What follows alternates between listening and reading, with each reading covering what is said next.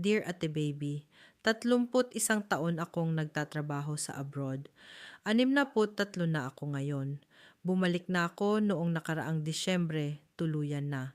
Mayroon akong 48,000 piso sa bangko at isang maliit na bahay na tinulungan ko bayaran. Pero nasa pangalan ng aking panganay na anak, hindi sa akin. Ibinigay ko ang lahat ng aking kinikita sa pamilya ko. Hindi ako nagmamalabis. Bawat sweldo na natanggap ko sa Riyadh, sa Dammam, sa Jubail, karamihan ay napupunta sa bahay.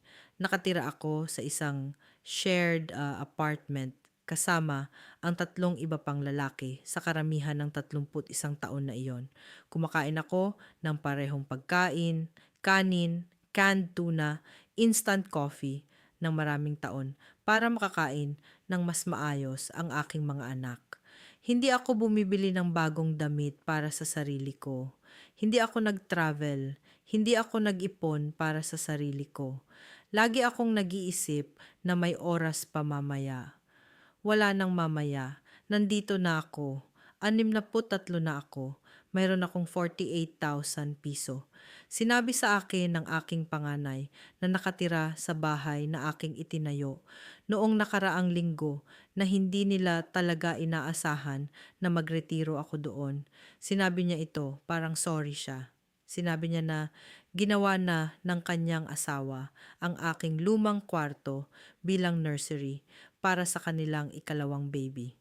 Sinabi niya, baka pwede akong tumira sa aking bunso na kapatid na babae sa Cavite muna habang nagsesettle ang mga bagay. Marami ring problema ang aking kapatid na babae. Hindi siya nagsabi ng hindi, pero hindi rin siya nagsabi ng oo.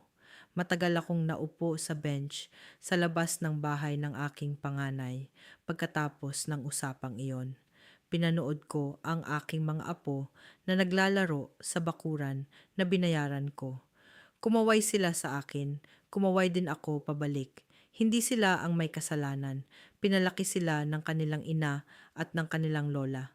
Ako ay isang boses sa telepono at isang pangalan sa remittance sa slip. Hindi ko maaaring hilingin sa kanila na mahalin ako bilang isang ama nang halos wala akong presence. Lagi akong nag-iisip sa mga lalaking nakasama ko sa Saudi. Nag-promise kami sa isa't isa na kapag nagretiro na kami, magkikita-kita kami sa Pilipinas at tatawanan ang mga lumang araw. Nagtatanong ako sa sarili ko kung ilan sa kanila ang nakauwi sa parehong uri ng welcome na natanggap ko. Kung nandoon ka pa sa abroad, please, mag-ipon ng para sa sarili mo. Ipon mo ito kung saan walang ibang makakarating. Sana may nagsabi niyan sa akin 30 taon na ang nakakaraan. Write a comment below.